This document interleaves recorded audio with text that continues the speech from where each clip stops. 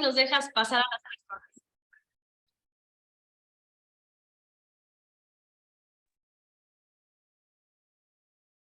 Buenos días, a nombre de don Juan José Cepeda Bermúdez, presidente de esta Comisión Estatal de los Derechos Humanos, les doy la bienvenida a nuestra plática de los lunes. La desvinculación entre la naturaleza, cuerpos y sociedades ha acarreado grandes y graves problemas para el planeta en el que vivimos y del que dependemos. Desde el feminismo hay varias corrientes que buscan ofrecer una mirada distinta sobre la relación que debe guardar la naturaleza, los cuerpos y las dinámicas sociales. El día de hoy hemos organizado en coordinación con la Federación Iberoamericana del Ombudsperson, FIO, esta plática denominada Ecofeminismo, Cambio Climático y Desarrollo Sustentable, que impartirá la doctora Ana Claudia Agostino Acione, vicepresidenta del Instituto Latinoamericano del Ombudsperson Defensores del Pueblo, ILO, a quien agradecemos mucho por estar el día de hoy con nosotros. Y bueno, pues en esta ocasión, para darles la bienvenida y darle la bienvenida a la doctora Acione, se encuentra hoy con nosotros la doctora Virginia Fernández Parodi. Ella es coordinadora de la Red de Mujeres del Cono Sur y responsable del área de comunicación y género de la Defensoría de Vecinas y Vecinos de Montevideo. Muchas gracias por estar hoy con nosotros y por favor, adelante. Bueno, muchas gracias a todos, a todas por estar, por darle esta bienvenida. Primero aclarar que no soy doctora, soy magíster en Derechos Humanos y comunicadora y diplomada en Comunicación y Género, pero no soy doctora. Bueno, darle los buenos días, las buenas tardes, las buenas noches, donde quieran que estén, en cualquier parte del mundo que estén. Espero que se encuentren muy bien, estoy muy emocionada por darle la bienvenida a Ana, dar la bienvenida a esta plática de los lunes, que como bien dijo la compañera, está organizada por coorganizada por la Comisión Estatal para los Derechos Humanos de Chiapas, la Defensoría de Vecinas y Vecinos de Montevideo y la Red de Defensoría de Mujeres de la Federación Iberoamericana de Ombudsperson. Aprovecho para dejar un saludo de parte de la coordinadora general, Beatriz Barreras Vera. Paso a presentar a la disertante. Su presentación va a ser sobre ecofeminismo, cambio climático y desarrollo sustentable, como bien dijo la compañera. Ana Agostino es trabajadora social, egresada de la Universidad de la República, Uruguay. Realizó estudios de posgrado en la Universidad de Bremen, Alemania, y tiene un doctorado en estudios de desarrollo de la Universidad de Sudáfrica. Es docente en las áreas de desarrollo, cultura y derechos humanos en la Facultad de la Cultura de la Universidad del CLAE, y de la especialización de Flaxo Uruguay sobre género y cambio climático. Ha sido docente e investigadora invitada en temas de desarrollo, género, educación y derechos humanos en universidades de Sudáfrica, Alemania, Holanda e Italia. Sus temas de investigación y publicación son fundamentalmente el post-desarrollo y la ecología política feminista. Entre el 2014 y el 2019 fue la defensora de vecinas y vecinos de Montevideo, y desde el 2017 es vicepresidenta del Instituto Latinoamericano del Ombudsman y Defensoría del Pueblo. Bueno, luego de la presentación vamos a tener un espacio de preguntas y el cierre estará a cargo de la Comisión de Derechos Humanos de Chiapas. Le damos la palabra entonces a la expositora. Adelante, Ana, gracias. Muchas gracias. Virginia decía que estaba emocionada, yo también. Cuando yo era defensora, Virginia era la responsable de comunicación de la Defensoría, así que tenemos muchos años de trabajo conjunto y muchos desafíos que llevamos adelante. Y además de la presencia de Virginia, el estar invitada por la red de FIO y por la Procuraduría, por la Procuraduría de Derechos Humanos de Chiapas, son instituciones que yo quiero, porque me parece que estas instituciones son muy importantes para generar las condiciones para una verdadera vida, para no solo las personas, sino la diversidad de la vida en este planeta, de manera que estoy muy contenta de poder compartir con ustedes en distintos lugares, creo que fundamentalmente de nuestro continente, reflexiones. lo que voy a hacer son compartir reflexiones en función de este recorrido vital y de los lugares en los que me ha tocado estar y pensar colectivamente con otras personas. De manera que voy a empezar compartiendo la pantalla y les agradezco que a medida que vayan pensando que hay cuestiones que yo comparto, que les generan dudas o preguntas o comentarios, las vayan poniendo en el chat para poder tener un espacio de intercambio. Efectivamente, la temática para la que me invitaron es ecofeminismo, cambio climático y desarrollo sustentable. Y yo quiero empezar con algunas reflexiones previas que me parece que van a ir permeándose, ustedes lo van a ver a lo largo de toda la presentación. Una primera que me parece muy importante es hablar sobre cómo el lenguaje tiene un condicionamiento muy fuerte en la realidad, ¿no? Y cómo esto es de particular importancia en el mundo de las conferencias de Naciones Unidas, en particular en los temas de desarrollo y de cambio climático.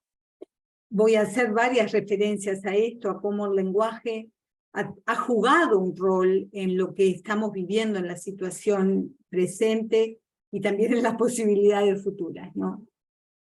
Y por eso quiero comenzar esta charla destacando cómo a lo largo de las conferencias de Naciones Unidas, en particular durante la década de los 90, incluyendo sin duda la Conferencia de la Mujer en Beijing, la Cumbre de la Tierra en Río en el año 92, pero muchas otras conferencias, hubo una presencia sostenida, organizada y con propuestas claras por parte de sociedad civil, en particular el movimiento de mujeres, que permanente en todos sus escritos y propuestas fueron cuestionando ese lenguaje, lo que llevó a que se pasara de mujer en el desarrollo a género en el desarrollo, de población a salud reproductiva, de desarrollo sostenible a medios de vida sostenible, y de crecimiento económico a justicia económica.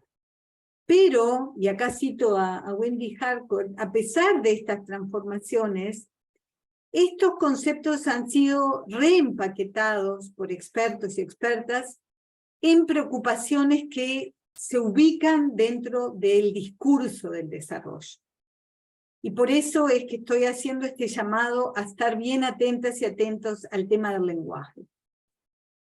Y vamos a ver que el trabajo de las organizaciones de mujeres, tanto en los territorios, en el día a día, en el trabajo cotidiano, como en sus trabajos de análisis, investigación, propuesta, incidencia y seguimiento, se han ido generando nuevos lenguajes y nuevos enfoques, lo decía Mariana en su apertura, no solo nuevos, sino muchas veces rescatando los que ya existen, pero que las prácticas dominantes y los discursos dominantes han ido negando, y que estos nuevos enfoques permiten pensar en otras posibilidades para una transición ecológica, necesaria transición ecológica con perspectiva de género. Yo voy a hacer, la charla es de ecofeminismo, cambio climático y desarrollo sustentable, y yo voy a empezar por atrás. Voy a empezar por el desarrollo sustentable, después voy a ir al cambio climático y voy a terminar con estas miradas feministas, porque creo que es importante ubicar la necesidad de esos discursos. Entonces, la primera, voy a partir de cómo llegamos a este concepto de desarrollo sustentable. La primera conferencia de Naciones Unidas sobre el medio humano fue en 1972, y esto implica que llevamos 50 años, este año en realidad van a ser 51, de preocupaciones ambientales. Para aquellos y aquellas que dicen, no, el tema ambiental es nuevo, bueno, llevamos más de medio siglo planteando, y acá es un poco la convocatoria en el año 72, que se ha llegado a un punto en la historia en el que debemos moldear nuestras acciones en todo el mundo con un cuidado más prudente de sus consecuencias ambientales. A través de la ignorancia o la indiferencia podemos causar un daño masivo e irreversible al medio ambiente terrestre, del cual depende nuestra vida y bienestar. Es decir, esta preocupación lleva mínimo medio siglo.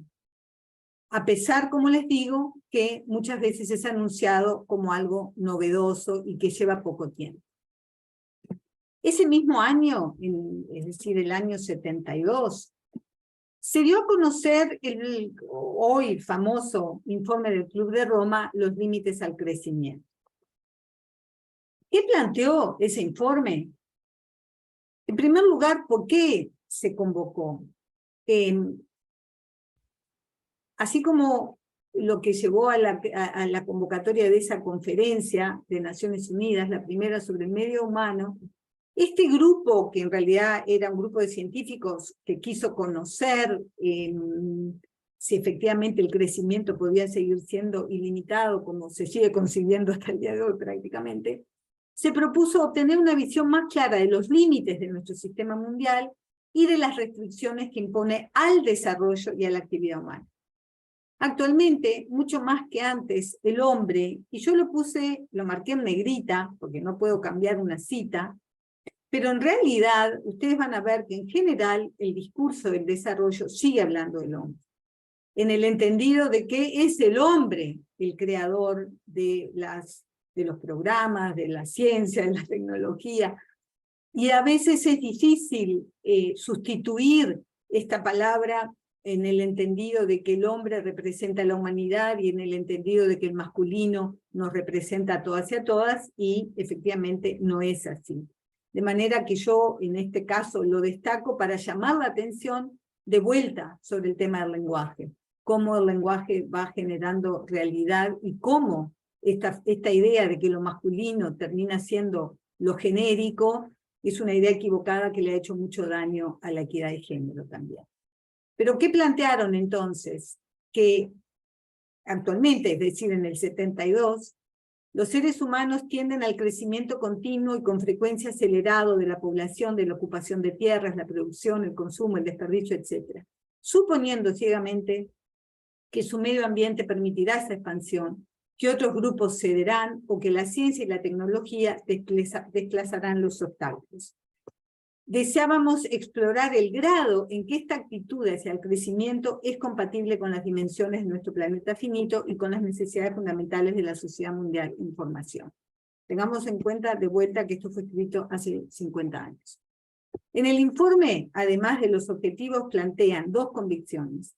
Es necesario que nos percatemos de las restricciones cuantitativas del medio ambiente mundial y de las trágicas consecuencias que tendrá una extralimitación, convocando a una revisión fundamental del comportamiento humano y por ende de la estructura de la sociedad actual, y que la presión demográfica en el mundo ha alcanzado un nivel tan elevado y una distribución tan desigual que tan solo este problema nos obliga a la humanidad a buscar el estado de equilibrio del planeta. Tengamos en cuenta que ya se está hablando ahí de la necesidad de un cambio en el comportamiento humano y no solo de que la ciencia encuentre las alternativas. El informe del Club de Roma termina planteando lo que ellos llaman un estado de equilibrio, una serie de normas para la estabilidad económica y ecológica que implicaba un estado no creciente para la sociedad humana, destacando que el mayor esfuerzo debía concentrarse en los países económicamente desarrollados que debían alentar una desaceleración en el crecimiento de su propia producción material y ayudar a las naciones en desarrollo a avanzar sus economías. Como yo les decía, ese mismo año entonces la Conferencia de Naciones Unidas, que parte de las mismas preocupaciones de los límites al crecimiento, ¿qué plantea en su declaración final? Plantea que hay que prestar atención a la protección de los recursos no renovables, cuidar la flora y la fauna silvestres y su hábitat, pero sin embargo plantea como punto hacia adelante que la protección y el mejoramiento del medio humano es una cuestión fundamental que afecta al bienestar de los pueblos y al desarrollo económico del mundo entero. Y agrega un deseo urgente de los pueblos de todo el mundo y un deber de todos los gobiernos. Como bien sabemos, el desarrollo económico es el crecimiento económico, Quiere decir que Naciones Unidas, frente a los problemas que ya se planteaban, entiende como solución convocar a que se siga con el desarrollo económico y que además es una obligación, no solo una posibilidad, sino una obligación. Ahí, en esa conferencia, se crea el Programa de Naciones Unidas para el Medio Ambiente, que a su vez convoca, dadas las preocupaciones que están siendo planteadas de manera cada vez creciente, a la creación de una Comisión Mundial sobre Medio Ambiente y el Desarrollo, que se creó en el año 1983. Esa comisión toma en sus análisis lo que ya en el año 1980 la Unión Internacional para la Conservación de la Naturaleza, con el apoyo precisamente del PNUMA y el Fondo Mundial para la Vida Silvestre, había elaborado que era una estrategia mundial para la conservación. Ese documento es importante porque en ese documento aparece por primera vez el concepto en ese momento definido como desarrollo sostenido, que luego sería retomado por la Comisión Mundial sobre Medio Ambiente y Desarrollo. Es su informe final, es un famoso informe llamado Nuestro Futuro Común, donde se hace además popular la definición de desarrollo sustentable más conocida, que es desarrollo que satisface las necesidades de la generación presente sin comprometer la capacidad de las generaciones futuras para satisfacer sus propias necesidades. ¿Y qué pasa en ese informe del año 87 frente a esta preocupación? El informe enumera lo que llaman los objetivos críticos para las políticas ambientales y de desarrollo. ¿Y qué propone? Bueno, reactivar el crecimiento, cambiar la calidad del crecimiento y asegurar un nivel sostenible de población. Quiere decir que frente a los problemas originados por el crecimiento, la solución que plantea es la continuidad del crecimiento. El informe sí propone que sea otro tipo de crecimiento que respete el entorno natural. Estamos hablando de hace 40 años, ¿verdad? Ahora, ¿qué ha pasado en estos 40 años? ¿Efectivamente ha habido un cambio en el modo de llevar adelante el crecimiento? Yo quiero hacer un muy breve resumen de lo que ha pasado en estos 40 años. Llevábamos 50 desde la primera conferencia. El informe Nuestro Futuro Común se presenta en el 87. La comisión había sido creada en el 83. En el año 90, Naciones Unidas saca el primer informe de desarrollo humano, preocupado porque las condiciones para una vida digna siguen sin concretarse, a pesar de que sí continúa el crecimiento. Entonces, el primer informe de desarrollo humano de Naciones Unidas plantea que estamos redescubriendo la verdad elemental de que el centro de todo desarrollo debe ser el ser humano. Es decir, si esto se redescubre en el 90, que es la tercera década del desarrollo, quiere decir que llevamos 30 años zafando de lo que es el centro, que quiere decir mejorar la calidad de vida de los seres humanos. El objeto de desarrollo, dice el informe, es ampliar las oportunidades de los individuos. Una de ellas es el acceso a los ingresos, no como fin en sí mismo, sino como medio de adquirir bienestar humano. Pero también existen otras opciones, incluyendo una vida prolongada, conocimientos, libertad política, seguridad personal, participación comunitaria y derechos humanos garantizados. Las personas no deben reducirse a una sola dimensión como criaturas económicas. Lo que hace fascinante a la gente, así como al estudio del proceso de desarrollo, es todo el espectro a través del cual se amplían y utilizan las capacidades humanas. Primer informe de desarrollo humano. Ahí se llega a la Cumbre de la Tierra, 2 años después, la famosa Cumbre del Río, donde justamente se intenta poner en diálogo, digamos, esas preocupaciones por de veras mejorar la calidad de vida de las personas, pero a su vez tener en cuenta el respeto a la naturaleza y a los límites naturales. Y como veíamos, en el año 87 se había planteado que esa forma de lograr ambas es lo que se dio en llamar desarrollo sustentable. En Río se aprueba la Agenda 21, además de aprobarse la Convención Marco sobre el Cambio Climático y el Convenio sobre la Diversidad Biológica, y además se comienzan las negociaciones para la Convención de Lucha contra la Desertificación. Y yo copio el principio 20 de la Declaración de Río, porque también ahí, de alguna manera, empieza como muy fuerte el reconocimiento del rol que cumplen las mujeres en todos estos procesos. Si bien, como yo decía al comienzo, esto es resultado de la presencia sostenida de las organizaciones de mujeres, ¿no? Es decir, no es un regalo, sino un trabajo permanente y de presencia y de propuesta de las organizaciones de mujeres. El principio 20 de la Declaración de Río dice: las mujeres desempeñan un papel fundamental en la ordenación del medio ambiente y en el desarrollo. Es, por tanto, imprescindible contar con su plena participación para lograr el desarrollo sostenible.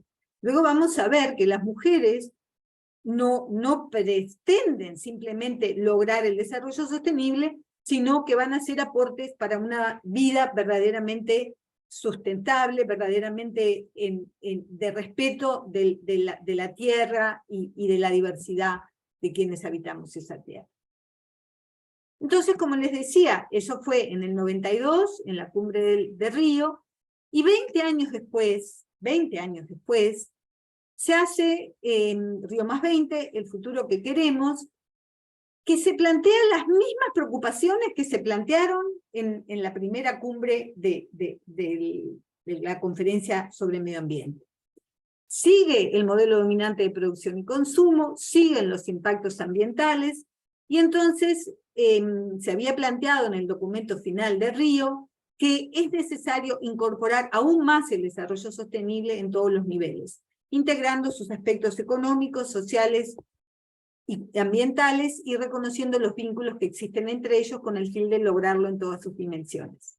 Pero 20 años después, la realidad es que continúa el crecimiento sin llegar a la sustentabilidad. Y esa preocupación llevó a que el secretario general convocara a un alto nivel sobre sostenibilidad global para analizar por qué 20 años después no se avanzaba en sustentabilidad, a pesar de que el crecimiento sigue. Entonces, las conclusiones de ese panel de alto nivel fue, por un lado, la falta de voluntad política. Los tiempos del desarrollo sostenible no son los tiempos de los procesos políticos que se orientan a obtener beneficios a corto plazo, y por otra parte, la continuidad del dominio económico en las visiones de desarrollo, que lleva a que las decisiones económicas relacionadas con las políticas se sigan tomando sin tener en cuenta la sustentabilidad en todos sus aspectos, dejando por lo tanto de lado las dimensiones ambientales, sociales y culturales.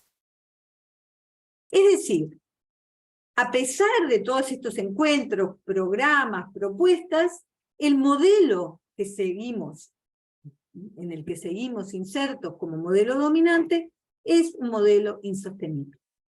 Es decir, la sustentabilidad que refiere a la capacidad de la humanidad para vivir dentro de los límites del entorno físico, ahora e independientemente en el futuro, se convirtió nada más y nada menos que en una palabra de moda, sin que importara su verdadero contenido. Por eso yo me refería al principio a los riesgos de un lenguaje que se impone y que vacía de contenido verdaderamente lo que se quiere lograr. Por lo tanto, la sustentabilidad pasó a ser un adjetivo que se puso al lado no solo de la palabra desarrollo, sino hasta de la palabra crecimiento, y se pasó a hablar de crecimiento sostenible como si el crecimiento fuera sostenible, dejando de lado los verdaderos aspectos de la sustentabilidad que tienen que ver con esta articulación de lo social, lo ambiental, lo cultural y lo económico. Y hay varios otros términos que son oximorones como el propio crecimiento sostenible. Uno de ellos es la economía verde, a lo que varios autores también nombran como hipocresía o maquillaje verde. Este modelo se caracteriza por la centralidad de la economía, que ha puesto a la ciencia y la tecnología a su servicio, independientemente de cualquier consideración social, cultural, ambiental o de otro tipo, y de un crecimiento y consumo constante a costa de procesos extractivistas. Extractivistas de la naturaleza, vista meramente como recurso, pero también extractivistas de conocimientos, de datos, de comportamiento humano, etc. Entonces, ¿Qué ha pasado? ¿No? Porque esto, como vemos, son décadas y décadas de discursos mientras se continúa con un mismo modelo de producción y consumo que no solo no ha logrado revertir esos impactos, sino que cada vez esos impactos son mayores. Por eso me salteé varias décadas y quería compartir con ustedes los dos últimos informes de desarrollo humano. El del año 20, que se llama La próxima frontera, el desarrollo humano y el antropoceno, disculpen, y vale la pena, porque este es un informe oficial, leer el prólogo de este informe. Bajo la larga sombra de COVID-19, el 2020 ha sido un año oscuro. Los científicos llevaban años advirtiendo de una pandemia como esta, señalando el aumento de los patógenos zoonóticos, los que tienen capacidad para pasar de los animales a las personas, como reflejo de las presiones de los seres humanos sobre la Tierra. Estas presiones han crecido de manera exponencial en los últimos 100 años. Los seres humanos hemos logrado cosas increíbles, pero también hemos llevado a nuestro planeta al límite. Cambio climático, desigualdades flagrantes, cifras nunca vistas de personas que se ven obligadas a abandonar sus hogares por conflictos y crisis. Estos son los resultados de unas sociedades que valoran lo que miden en lugar de medir lo que valoran.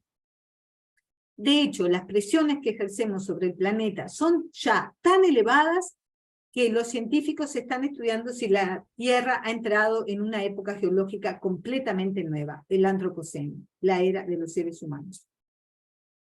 Esto significa que somos las primeras personas que vivimos en una era definida por las elecciones humanas, en la que el riesgo dominante para nuestra supervivencia somos nosotros mismos.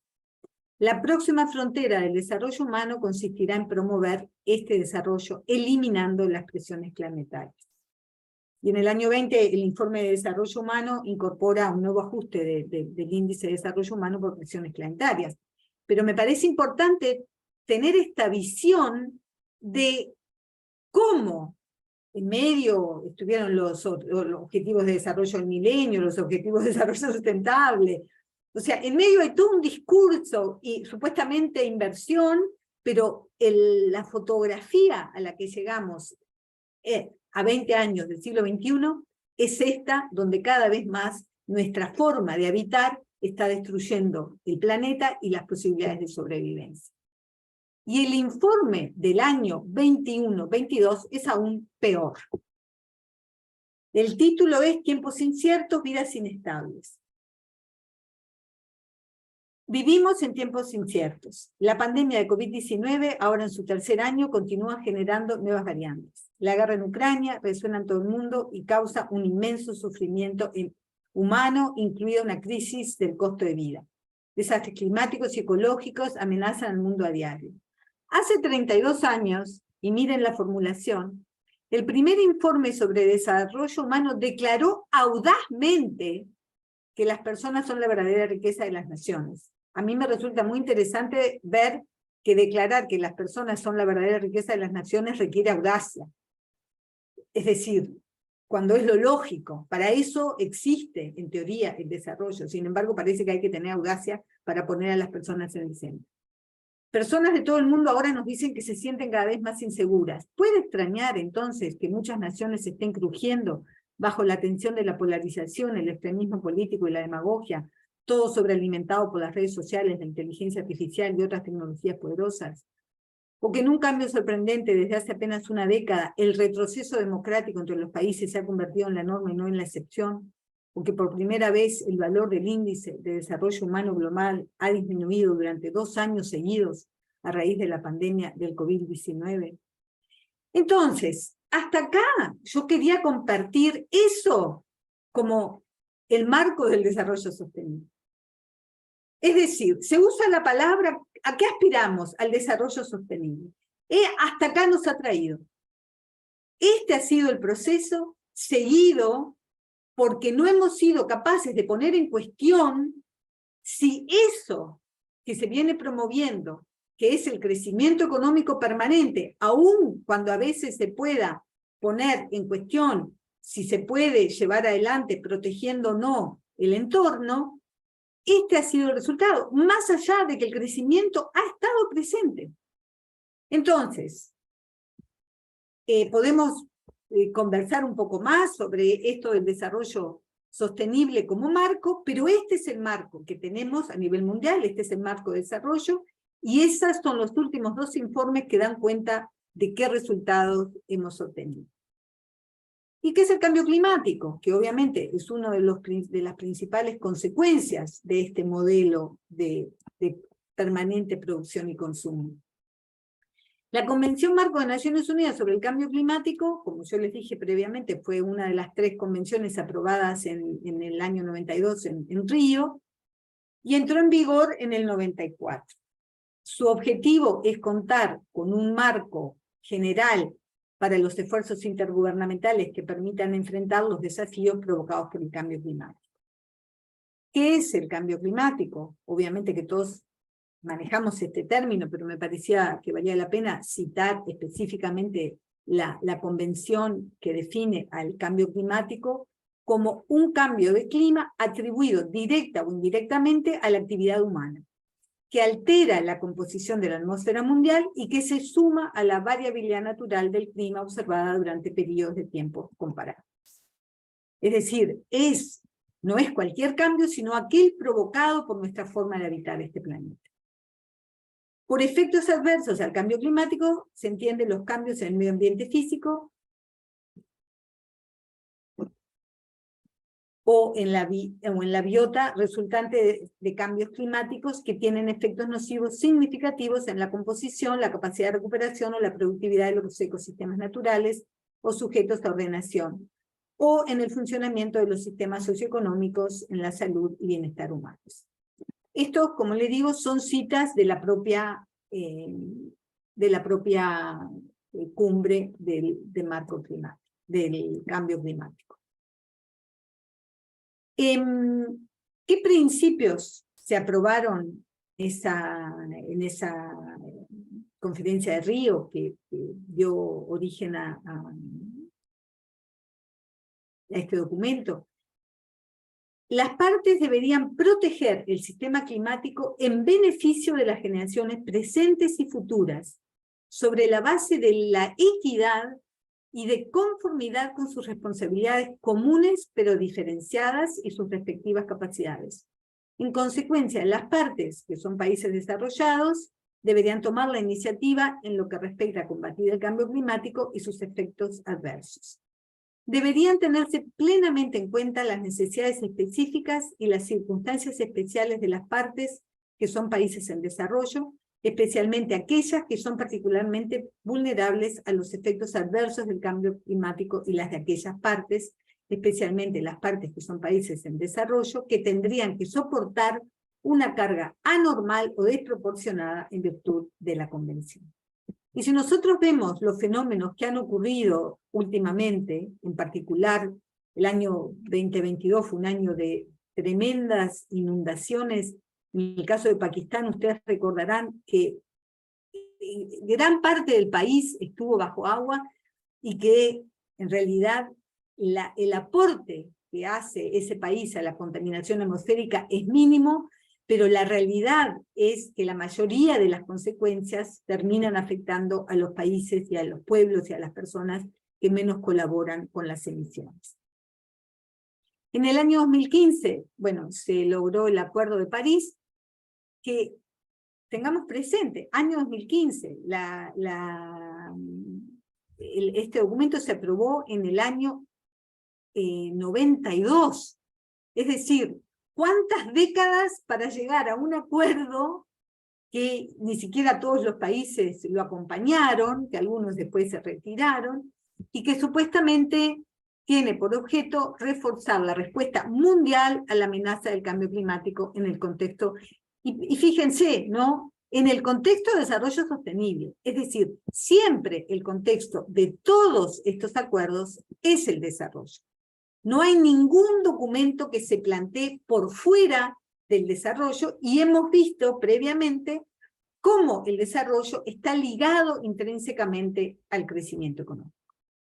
Y ahí no lo voy a leer, pero los acuerdos tienen que ver con poder llegar a reducir el aumento de la temperatura mundial, aumentar la capacidad de adaptación y aumentar los flujos financieros que permitan que estos objetivos se cumplan.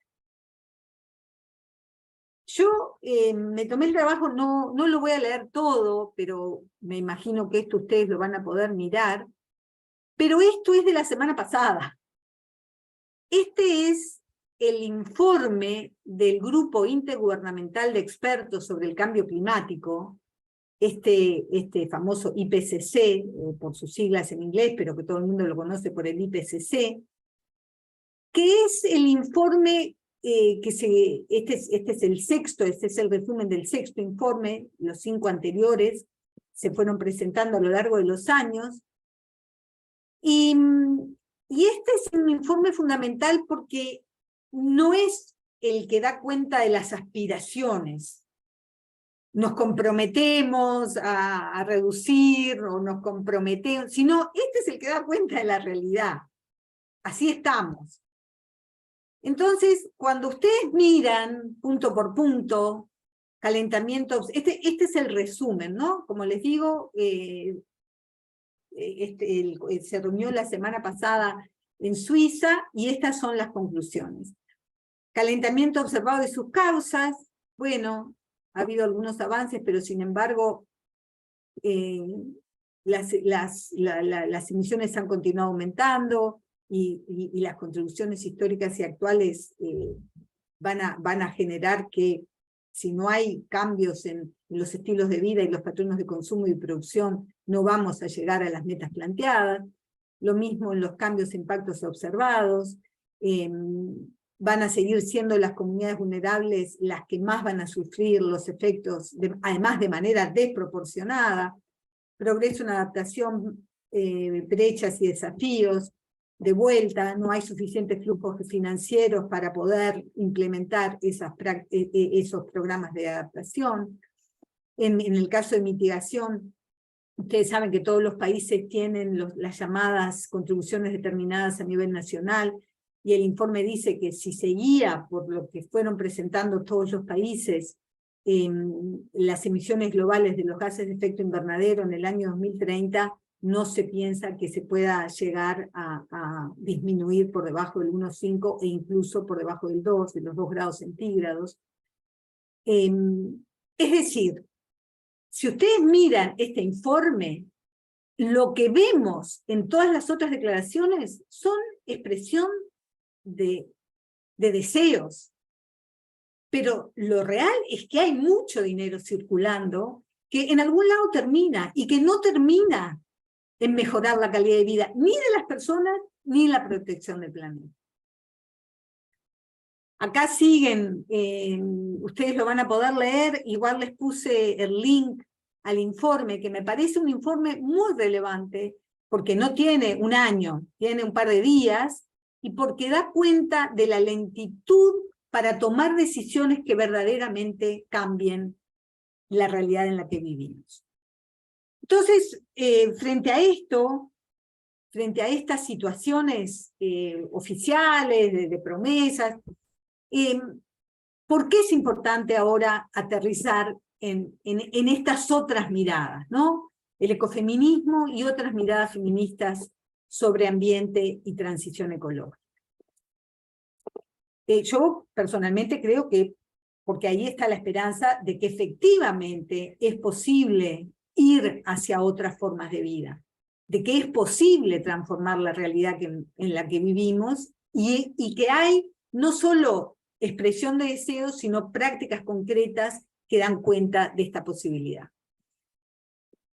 Cito a una feminista de muchas décadas, Val Plumwood, que en el año 93 critica la visión occidental que separa a los seres humanos del resto de la naturaleza y niega la dependencia de los procesos biosféricos. ¿Por qué? Porque esta negación es un factor importante en la perpetuación de los modos de vida no sostenibles que amenazan el futuro, ella dice, de la sociedad occidental, pero que amenazan el futuro de la vida en nuestro planeta, ¿no? y que además esta perspectiva de la dependencia es justamente una mirada ecofeminista, y la negación es una mirada anclada en la modernidad y en la creencia de que la ciencia y la tecnología tienen todas las respuestas y que el crecimiento económico es una condición indispensable. Plumwood argumenta que la conexión de lo femenino con la naturaleza, que sí es resistida por algunas feministas porque es vista como una forma de opresión patriarcal, debe seguir siendo un tema de importancia para el feminismo si se quiere cambiar la misión dominante de la naturaleza meramente como campo de explotación para la satisfacción humana y para obtener ganancias. Ella dice que no participar en este debate equivale a validar el actual modelo de explotación, que de ninguna manera es neutral al género, aun cuando las mujeres sean incluidas en el modelo. Y ella dijo que a menos que la cuestión de la relación con la naturaleza se plantee explícitamente para su consideración y renegociación, ya va a estar resuelta y resuelta de manera insatisfactoria por el modelo occidental dominante. La relación entre las mujeres y la naturaleza, entre la opresión de género y la explotación de la naturaleza, ha sido siempre un tema de debate entre las feministas e incluso dentro del ecofeminismo. Para algunas autoras, el ecofeminismo, una de las posibles definiciones, es que es una corriente de pensamiento y una praxis política que lleva a un diálogo entre feminismo y ecología. Y distinguen dos tipos principales de ecofeminismo. Una que ve a las mujeres esencialmente ligadas a la naturaleza, y otra que cree que este vínculo es construido. O sea, hay una tensión esencialista, construccionista dentro del ecofeminismo. Pero lo que ambos enfoques comparten es que la subordinación de las mujeres y la explotación de la naturaleza están vinculadas y resultan de la lógica del patriarcado, la opresión y la subordinación de la vida a las ganancias, exigiendo, por tanto, una profunda transformación en la forma de vida en que los seres humanos se relacionan entre sí y con la naturaleza. Creo que me quedan 10 minutos y voy a avanzar un poco rápido porque quiero que tengamos tiempo para poder intercambiar algo. Pero yo quería traer también, además del ecofeminismo, la concepción de ecología política feminista, que está muy, muy ligada al ecofeminismo, en el sentido que analiza, me paso al último párrafo, analiza las interacciones seres humanos, naturaleza, en el contexto de injusticias sociales y climáticas, y entiende los procesos ambientales como políticos y atravesados por relaciones de poder basadas en género, clase y etnia. La ecología política feminista resalta la politicidad de la vida cotidiana, las políticas del cuerpo, esta concepción del cuerpo-territorio, la experiencia de las injusticias del modelo económico, de las relaciones de poder, de las desigualdades, de la pérdida de la biodiversidad, de los impactos asociados al cambio climático y a los riesgos, desde el ecofeminismo y desde la ecología política feminista se plantea que se sienten en el cuerpo, se sienten en la cotidianidad de la vida, y es desde allí que se genera el conocimiento para entender esos procesos y tratar de cambiarlos desde la base hacia procesos locales, nacionales y eventualmente globales. Quiero compartir algunas búsquedas comunes entre el ecofeminismo y la ecología política feminista. La visión de la subordinación de las mujeres y la explotación de la naturaleza están vinculadas y son el resultado de la lógica del patriarcado.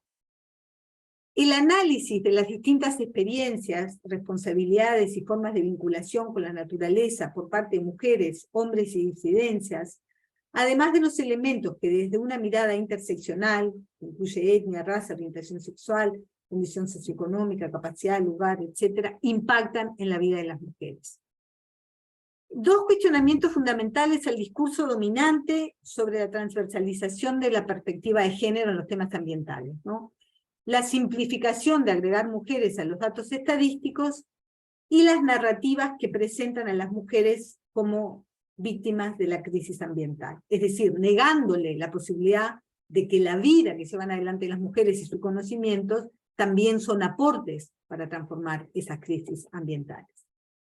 El reconocimiento del compromiso de las mujeres como actoras políticas con capacidad para producir conocimientos, implementar formas creativas y sostenibles de relacionarse con la naturaleza y contribuir a decisiones justas y equitativas para alcanzar la justicia ambiental y una buena vida para todas. La relacionalidad como eje estructurante, a partir del reconocimiento de la interconexión de toda la vida, entre personas, comunidades, con la naturaleza, con los no humanos. Esta relacionalidad rompe con la ontología moderna organizada en base a la separación de los seres humanos de la naturaleza, ¿no? Esta discontinuidad construida entre los humanos y no humanos. El cuidado, entendido como condición ontológica y epistemológica de los seres humanos. ¿Qué quiero decir con esto? Que el cuidado es un componente esencial no solo de cómo somos, sino de cómo percibimos y entendemos el mundo. Por eso cuidado como condición ontológica y epistemológica. El cuidado como eje fundamental en la relación con la naturaleza y con los otros seres vivos, como parte de la reproducción social y del bienestar colectivo. Y acá introduzco, esto siguiendo a Estefanía Barca, esta concepción de la importancia de las fuerzas de reproducción, y no solo las fuerzas de producción para hacer que la economía crezca, ¿no? Las fuerzas de reproducción, es decir, las mujeres, pueblos indígenas y comunidades racializadas, redes transnacionales de defensa, entre otras, que no son tenidas en cuenta en los modelos dominantes que han ido determinando la vida con foco en la economía, ¿no? Es decir, han negado que es posible transformar esa realidad en la que vivimos, no solo desde la economía, sino también a partir de otras formas de habitar, a partir de otras formas de relacionarnos.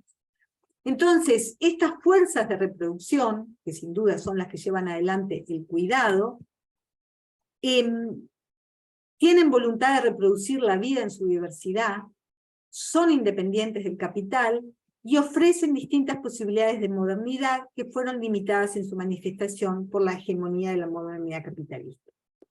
¿Esto a qué nos lleva? A un elemento fundamental que quiero compartir con ustedes y que hace al discurso feminista y en particular al discurso ecofeminista, que es pasar de la lógica del desarrollo sustentable a la sostenibilidad de la vida. Es decir, lo que hay que sostener, que hemos venido, como vimos en este rápido pasaje que traté de compartir con ustedes, lo que se ha sostenido es el crecimiento, lo que se ha sostenido es el modelo de producción y consumo, pero lo que desde el ecofeminismo se propone es sostener la vida. Este concepto surge a partir del análisis en el marco de la economía feminista sobre el papel del trabajo doméstico en la reproducción de la fuerza de trabajo, el cuidado, y la idea de la reproducción social como aspectos fundamentales del sistema socioeconómico y de las condiciones de vida de la población. Y se fue consolidando a partir de las luchas de resistencia de las mujeres, y en nuestro continente esto es muy fuerte, esta resistencia a los emprendimientos extractivistas. Y acá me refiero en particular a esta resistencia al extractivismo. Cito una definición de cómo se comenzó a usar fundamentalmente esta concepción del extractivismo a partir de una concepción que plantea Eduardo Udinas, como un tipo de extracción de recursos naturales en gran volumen o alta intensidad, y que están orientados esencialmente a ser explotados como materias primas sin procesar o con un procesamiento mínimo. Es decir, conocemos las luchas en América Latina frente a la minería, frente a las grandes extensiones agroindustriales, etcétera, ¿no? Pero las luchas territoriales de las mujeres en particular se resisten a esta continuidad de una forma de relación con la naturaleza entendida meramente como mercancía y orientada a generar ganancias que no benefician a los pueblos. Por lo tanto, estas mismas luchas de resistencia llevaron a que también desde el movimiento feminista o desde pensadoras feministas como Silvia Rivera Cusicanqui y otras, se empezara a hablar también de extractivismo epistemológico y ontológico. Es decir, no solo extraen de la tierra, sino que extraen también sobre las distintas formas de ser, sobre conocimientos ancestrales, etc. Y otro, retomo ese concepto del lenguaje que planteé al principio, citando un libro del que además después les dejo el link, porque es un libro que acabamos de publicar con otras mujeres que trabajamos en la ecología política feminista, y ahí varias hablan de vocabularios climáticos ensanchando la frontera extractivista, en el sentido que como también desde el lenguaje a veces se colabora en el sentido opuesto a lo que queremos hacer. Ellas dicen que las narrativas sobre el cambio climático y el lenguaje asociado movilizan campañas contra proyectos extractivistas, pero también desde el Estado y las industrias extractivistas se usa el vocabulario del cambio climático para legitimar y profundizar la ampliación del extractivismo bajo la cobertura de la economía verde. Entonces, este cuadro que armé, pensando en cómo verdaderamente podemos ir hacia una transición socioecológica, ¿no? Por un lado tenemos, o sea, en el centro está la sustentabilidad. ¿Qué queremos decir por sustentabilidad? Queda claro que no hablamos de lo mismo cuando hablamos desde el ecofeminismo o desde una perspectiva que defiende el derecho de las personas, el derecho de la naturaleza, etc. Y quienes hablan de desarrollo sostenible, entendido que lo que hay que sostener es la continuidad del crecimiento. Entonces yo acá, en las otras respuestas, puse ejemplos: el ecofeminismo, la ecología política, el posdesarrollo, el movimiento por justicia climática, el decrecimiento, las economías comunitarias. Y eso implica la sustentabilidad como la articulación de lo social, lo ambiental, lo cultural y económico, nunca, jamás lo económico aislado del resto, la vida en el centro, es decir, separar esa lógica que nos ha impuesto que si hay crecimiento, por definición va a haber bienestar, cuando estamos permanentemente viendo datos que el crecimiento de por sí no genera jamás una calidad de vida, a no ser que estemos hablando de la sustentabilidad de la vida y pongamos el crecimiento al servicio de los procesos de bienestar, cómo las relaciones extractivistas son un factor clave que no nos permite generar formas de vida sustentable, y cómo es fundamental analizar las relaciones de poder que nos llevan a esta crisis socioeconómica ambiental y que causan efectos diferenciados en mujeres, pueblos indígenas, personas migrantes, pero además niegan el aporte que tienen estas personas para hacer aportes acumulados a través de su historia, de sus prácticas concretas. Ahí no me da el tiempo, pero les puse una lista de posibles transiciones justas. No me da el tiempo porque quiero que tengamos algún intercambio, se los dejo. Está basado en estas ideas de una transición que ponga la vida en el centro, que cuestione las miradas centradas meramente en la producción y en el consumo. Y cómo creo que las defensorías, no quería terminar sin esto, las defensorías del pueblo, porque estamos en un ámbito de defensorías, tienen un rol para cumplir en estas transiciones socioecológicas. El principal mandato de las defensorías es promover y proteger el pleno ejercicio de los derechos, pero este mandato tiene que generar las condiciones para que todos los pueblos, con sus distintas cosmovisiones y sus creencias, puedan participar activamente en esos procesos de construcción colectiva de una vida en pleno ejercicio de derechos. Por lo tanto, esto nos convoca cada vez más a una concepción multicultural de los derechos humanos, en función del carácter de progresivos que tienen los derechos humanos, que vaya ampliando, incluyendo derechos colectivos, derechos de la naturaleza, etc. Por lo tanto, hay desafíos para las defensorías del pueblo en términos de habilitar espacios para el conocimiento y reconocimiento cada vez más amplio de estas otras miradas, saberes, prácticas, y para que desde las defensorías se trabaje de manera que puedan colaborar estas visiones en la elaboración de políticas públicas. Y en todos nuestros países existen experiencias concretas asociadas al ecofeminismo, a la ecología política feminista, a las resistencias y alternativas al modelo extractivista, y es importante que las defensorías sean caja de resonancia de ese cuidado colectivo y aporte hacia sociedades socio- y ecológicamente justas, con justicia extrema. Así que muchas gracias, y ahora sí, dejo por acá. Muchas gracias, Ana, por esta plática tan completa, que nos dio un panorama no solo histórico, desde dónde vienen la sustentabilidad, el desarrollo, todos estos conceptos que tenemos como muy introyectados, y cómo podemos ir modificando también a través del lenguaje, a través de nuestra expresión, el paradigma que estamos viviendo, el modelo en el que estamos, ¿no? En el que estamos metidos. Muchas gracias por esta increíble plática, Ana, y por esta posibilidad de reflexionar acerca de nuestra actuación y cómo podemos ir transformando nuestras sociedades. Les pediría, por favor, que si tienen alguna duda, la coloquen en el chat para que yo pueda leerla, incluso también si quieren participar, pues que levanten la manita para que Ana nos pueda regalar unos minutitos más para resolver unas dudas. Por acá tengo una que estaba anotada, Ana. Dice, ¿cómo podemos reconectar las actividades humanas, la economía con los procesos naturales?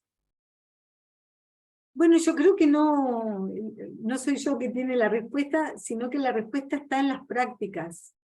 Hay multiplicidad de ejemplos, en particular me parece que en nuestro continente. Me animo a citar uno de Uruguay, porque estoy en Uruguay, porque es un ejemplo que yo creo que evidencia no solo cómo es posible reconectar con la naturaleza, sino cómo es posible que esa reconexión también termine informando alguna política pública, ¿no? Uruguay es un país que tiene una economía extractivista por definición, o sea, exportamos productos naturales que se extraen, o sea, ustedes conocen la ganadería y el alto nivel de agrotóxicos que se utilizan, etcétera, etcétera, etcétera, ¿no? Bueno, la soja agrotóxica con los productos genéticamente modificados, no me voy a extender. En Uruguay hace mucho tiempo que la red de agroecología, varias iniciativas como Amigos de la Tierra, grupos de productores familiares y productoras familiares, comenzaron a trabajar en la agroecología. Pero lo interesante de este proceso fue que llevaron adelante la producción agroecológica que está instalada en el Uruguay y que hay muchos mercados agroecológicos y demás, pero también promovieron que se creara una ley de promoción de la agroecología. Fue un debate difícil, fue un debate que llevó mucho tiempo, pero en el año 2019 terminó aprobándose la creación de un Plan Nacional de Agroecología. De manera que esa otra forma, porque para mí esto es lo interesante, muchas veces la respuesta frente a prácticas distintas es, sí, bueno, algún grupo podrá, son campesinos, son pueblos originarios, y en sus mini comunidades los pueden llevar adelante. Pero no son respuestas para el conjunto de la sociedad, y la sociedad tiene que seguir adelante con los grandes proyectos y con las grandes... Y sin embargo, acá lo que se intentó es decir, la agroecología no es una práctica aislada que no nos permite alimentarnos y garantizar la soberanía alimentaria del pueblo uruguayo. Si nosotros llevamos adelante prácticas agroecológicas, sí podemos, para el conjunto de la sociedad, tener una alimentación más sana, una soberanía alimentaria. Entonces, lo dejo como ejemplo que por un lado muestra, es posible hacer las cosas de manera diferente, y es posible que esas prácticas terminen informando la política pública.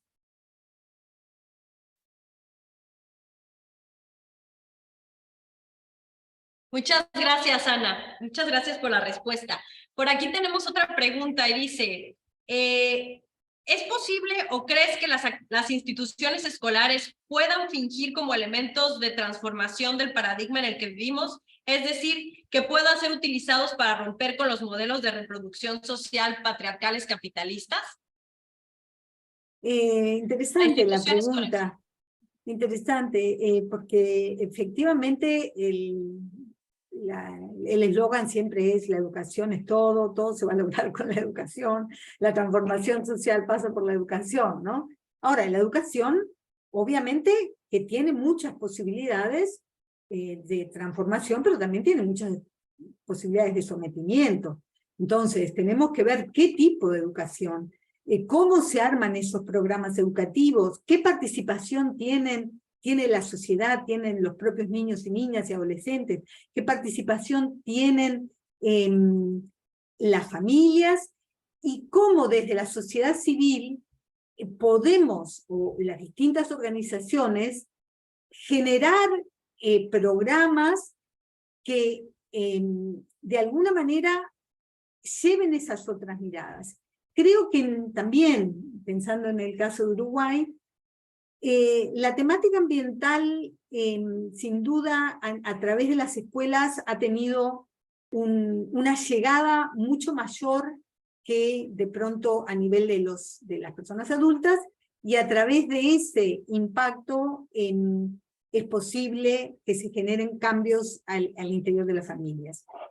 El riesgo, y reitero, es cuando a través del sistema educativo o en particular las redes sociales o los medios de comunicación, termina trivializando esas prácticas que los niños y niñas comienzan como forma de vivir en algo que termina siendo, bueno, yo tiro el papel de un lado y el plástico de otro y estoy feliz, pero sigo comprando productos empaquetados, sigo consumiendo por encima de lo que necesito. Entonces, es la educación integral y es la mirada crítica que nos permite decir cómo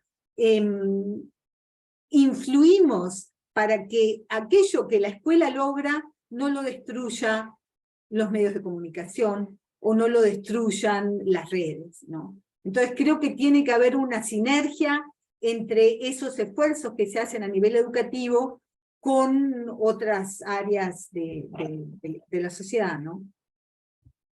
Claro, muchas gracias, Ana. Ahí hay una tarea pendiente, trabajar con los medios de comunicación también, ¿no? Yo creo que también es algo pendiente para que podamos ir, que todas estas instituciones que reproducen esquemas sociales o que son instituciones de reproducción social nos puedan servir para poder romper ese esquema, ¿no? Y mínimamente, perdón que me extienda un poquito, pero el año pasado se hizo el Congreso Mundial de los Derechos de Niños, Niñas y Adolescentes. Además organizado por una defensoría, la Defensoría de Niños, Niñas y Adolescentes de la provincia de Córdoba, ¿no? Y uno de los aspectos interesantes que se planteó ahí fue el rol de los niños, niñas y adolescentes como sujetos de derecho y como actores para plantear también sus propias visiones, ¿no? Entonces yo creo que la pregunta está interesante porque no es solo llevarle programas a los niños y niñas, sino cómo estos niños y niñas que tienen en sus prácticas cotidianas también otras visiones, cómo ellos pueden presentar desde, no sé, hay países que la Defensoría sin duda juega un rol en generar ámbitos para que esta visión de niños y niñas llegue a las personas adultas. No existen los famosos parlamentos de la infancia, o sea, pensar en formas novedosas para que esta generación, que es la que se va a ver más afectada, esta generación tiene de verdad en riesgo su futuro.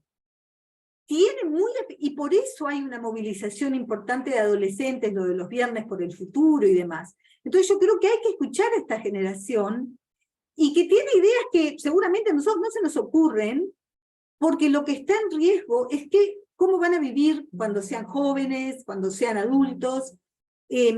Ahora llega la inteligencia artificial con una fuerza tremenda. Es decir, están enfrentados a un futuro que, bueno, nosotros algunos tendremos más o menos años, pero es la vida de ellos casi entera la que está por delante y es importante que se les escuche. Así es, Ana. Pues muchísimas gracias. Hay varios comentarios aquí felicitándote, agradeciéndote de muchas felicidades y muchas gracias por tan excelente exposición. Gracias, Ana, de nuestros visitadores. Se te corta, Mariana, yo no sé si es a mí o a los... pero me Se está cuesta oírte. cortando, se está cortando Mariana, a ver. Tal vez si apagás la cámara, tenés mejor conexión.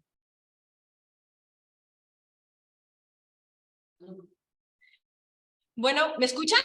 Sí. Espero que sí, no lo sé. Sí, gracias, es que está mala conexión. Les decía que muchísimas gracias, Ana, tenemos varios comentarios. Nada más está ya para cerrar esta plática y extender el reconocimiento. Nuestra visitadora general especializada en atención de asuntos de la mujer, la maestra Claudia Ruiz Coutinho, pues para dar este cierre. Adelante, maestra, por favor.